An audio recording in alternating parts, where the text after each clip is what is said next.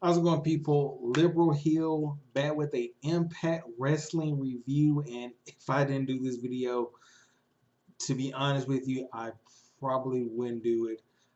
If that makes sense, because I don't know, man. Doing a lot of stuff in the daytime, kind of burnt out on wrestling, watching it, trying to keep up.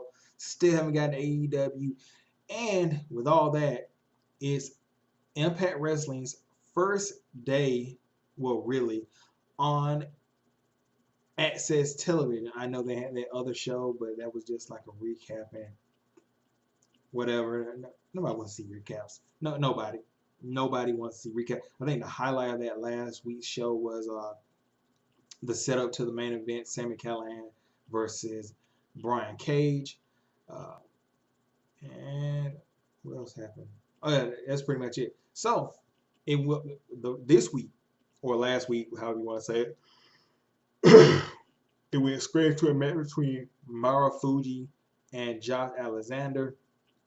So first of all, uh, I liked what Josh Matthews and Don Calloway did with commentary throughout the whole entire night.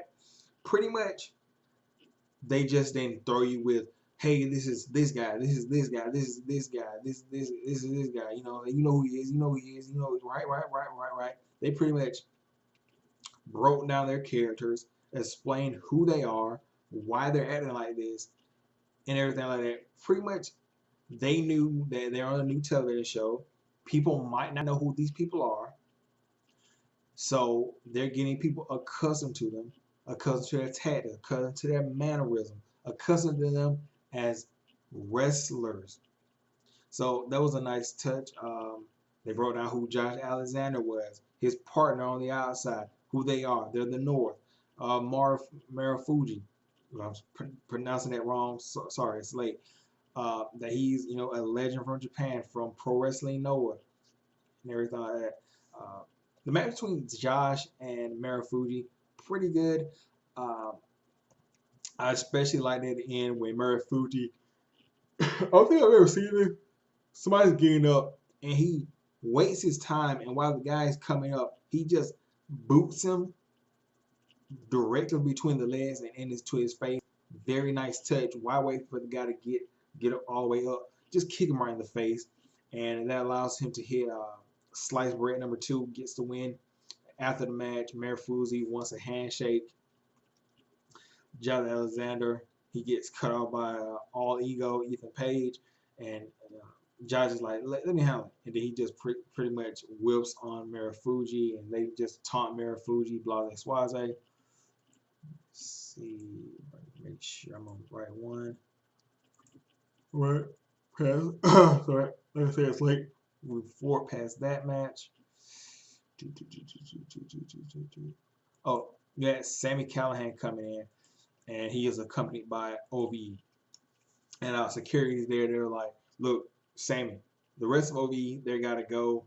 Uh, Man falls and chokes out a security guard, but they leave or whatever. And Sammy says he's going to take care of business tonight or whatever. He gives OVE the day off.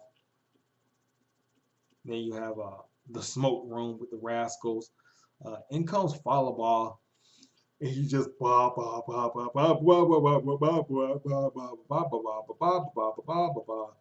they give him some weed.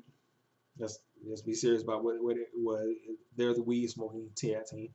And then Follow Ball goes from Ba to Fat Joe pyramid scheme talking hustler. He's from New York, isn't he? Anyway, yeah, he goes from that to Fat Joe. Pretty decent segment. I enjoyed it.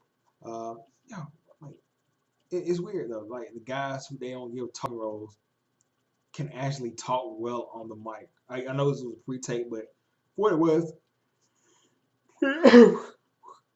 pretty good promo segment where he talked about how he didn't have TJP's back and that he's going to, get retribution on Michael Elgin for attacking TJP.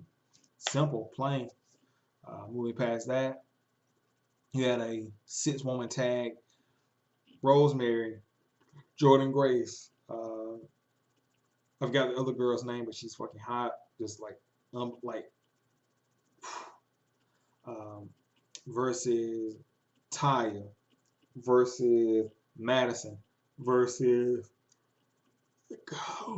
Kira Hogan. Sorry about the young, but whatever. It's like, uh, and let's see the highlight of this match.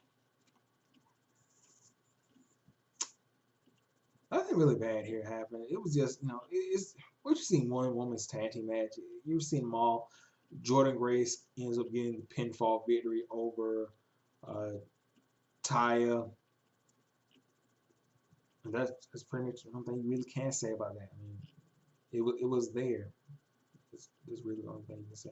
Oh, Rob Van Dam gives his explanation for betraying Rhino, saying that people have been stealing his move for years without RVD.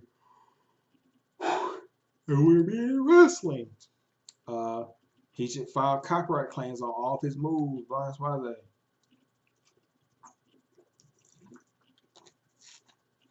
You got Katie Force in the background, just well, you saw it, like you see the video, you saw what she was doing, shaking it. Uh, yeah, man, I knew this was gonna happen. Heel RVD, we need that.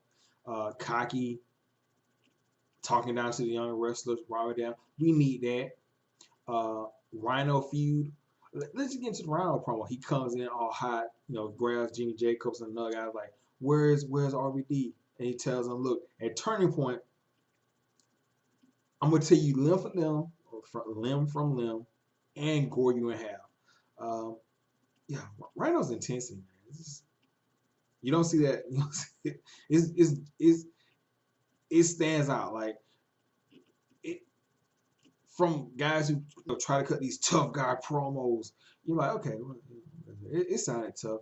With Rhino, it's just like, okay, yeah, I believe that. I believe he might really kill somebody. Like honestly, like if he got man, he would honestly hurt somebody really bad, and that's believable. Moving past that, you had the Desi Hit Squad versus Rick Swan and Willie Mack. Mm. Desi Hit Squad getting a victory on television. I think not. Um, funny part of this match, man.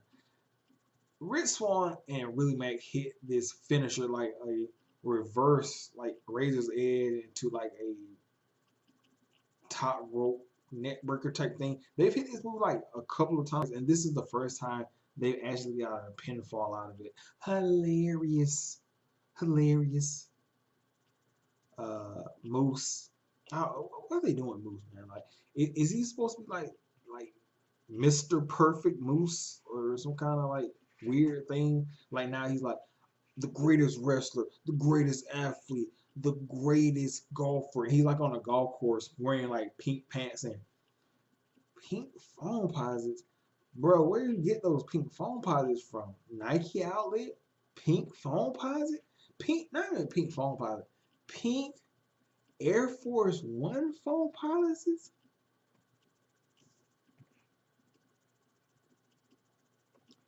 Whack. I mean, you could at least got like the pink uh uh tread off whites. Like you want to sell moves like the top athlete, the best. Do. Come on, man. Come on. Look, that's one criticism. Maybe that's because I just think it's a little bit maybe. But if I turn to the channel and like I'm like, okay, moves, okay, tall, black guy, looks strong, talking decent, whatever. You don't expect the guy to have like the whatever. He's talking decent. You don't expect him to like be quoting Shakespeare or whatever. You expect, just some decent talking, and you're getting that from him. But then you look, okay, polo, okay, whatever. It ain't Ralph though. It ain't Ralph, my nigga. It ain't Ralph. But whatever. Pink pants, okay. That you got some drip. Then you look down like, hold up, phone posit Air Force Ones. You ain't the nigga you claim to be. Come on, man. But it was pretty funny how he's like, I'm gonna hit a hole in one. He hits the ball and like there are two like old guys there at the hole, and he's like, "You guys touch my ball, blah blah blah." He throws one old guy into the sand pit, and then like drops the ball, and like he asked the old guy, "You see that hole in one?" He's like, "Yeah, man." So that was pretty hilarious. Uh, Ken Shamrock comes out. He's like, you know, I'm emotional. I expected to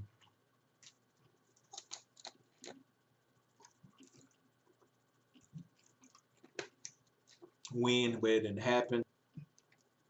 And right before he's about to finish his sentence, Joey Ryan comes out, and Joey Ryan's like, I believe you got one matching you against me. And Shamrock's like, look, I wasn't here to announce my retirement. I was here to put Impact on notice that, anybody steps my way, they're going to get hurt and whatever. So it pretty much sets up for Joey Ryan versus Ken Shamrock next week. Um, yeah, different contrasting styles. It should be pretty entertaining. I mean, let's be honest about that. Moving past that. Oh, Ace Austin defeats Eddie Edwards in a hardcore match. Highlights of the match: Ace Austin diving headfirst into a trash can.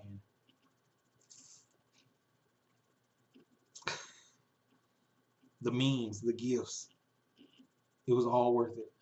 Um, so then the match comes with Ace Austin on the top rope. He grabs that piece of steel, puts it into his cast, clocks Eddie Edwards, and hits like a super fold. Fold is his finishing move. It's sort of like a running uh, net breaker or something like that.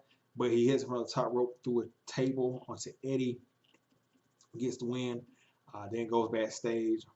He runs off Johnny Swinger from Alicia Edwards. It's great player hater.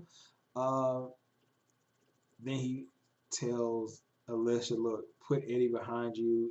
We can just be friends and have dinner." Uh, you know,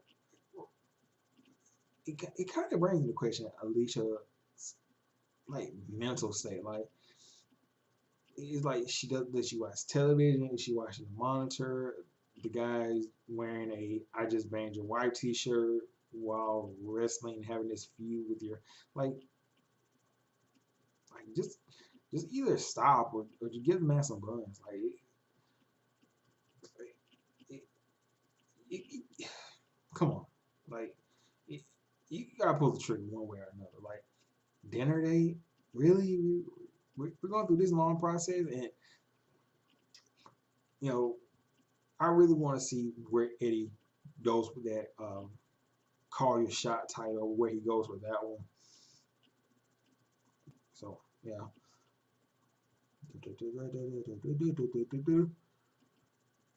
Oh,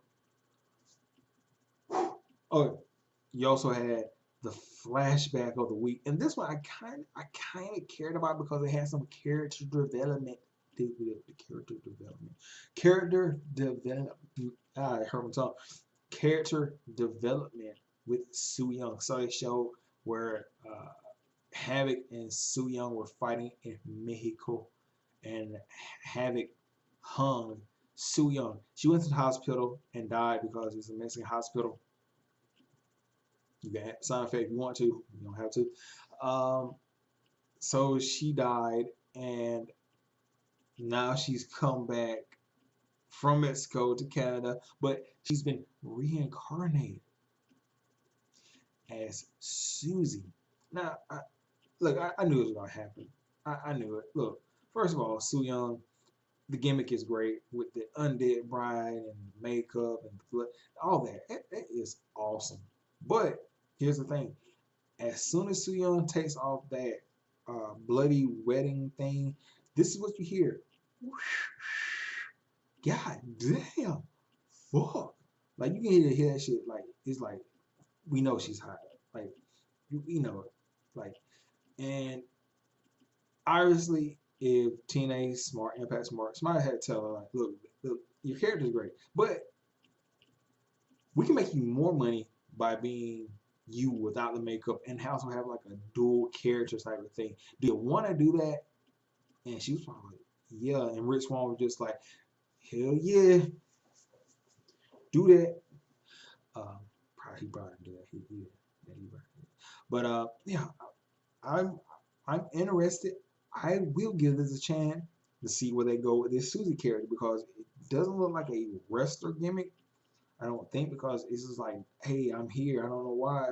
It's whatever. So let's all give this a chance. Then you had the main event.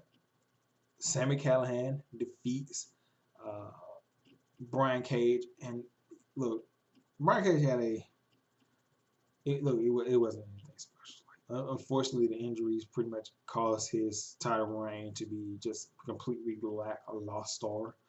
Um, but they did make him look hella strong. Like he took like 5 power drivers just to keep him down. Uh, all the other stuff, and Sami Callihan it just made him look like the biggest scumbag heel, like threatening his family to get a title shot, locking himself in the cage to hide from Brian Cage. Just all the stuff that makes a great heel. All of it.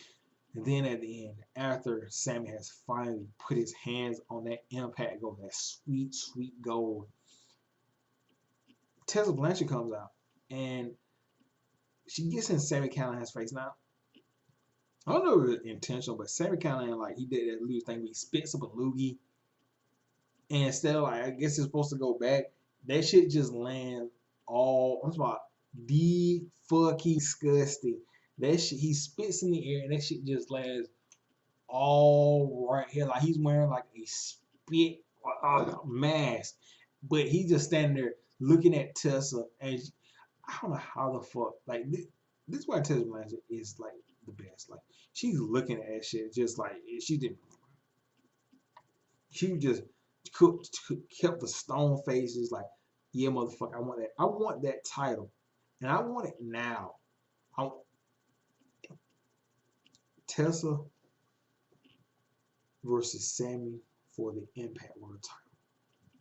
Television, bullshit pay-per-view, Big Four pay-per-view.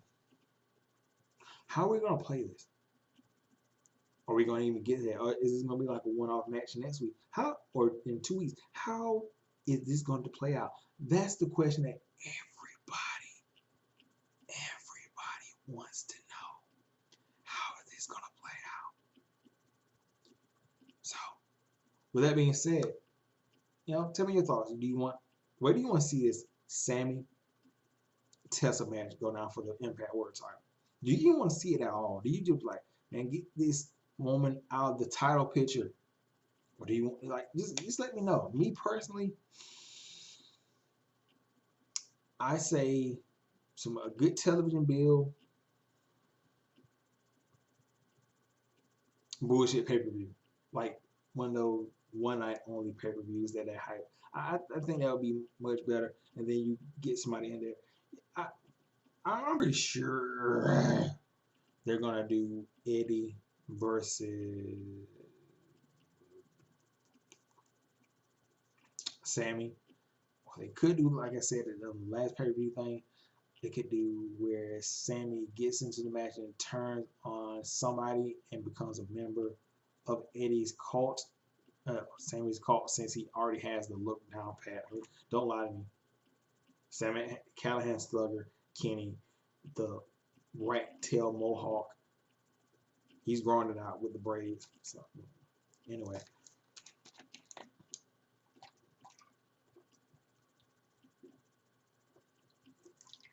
let me get out of here. These propels Amazon like for like $4 for like a 12 pack. Excellent deal. Anyway, I'm gonna get out of here. I'll catch you guys later. And yeah, peace out.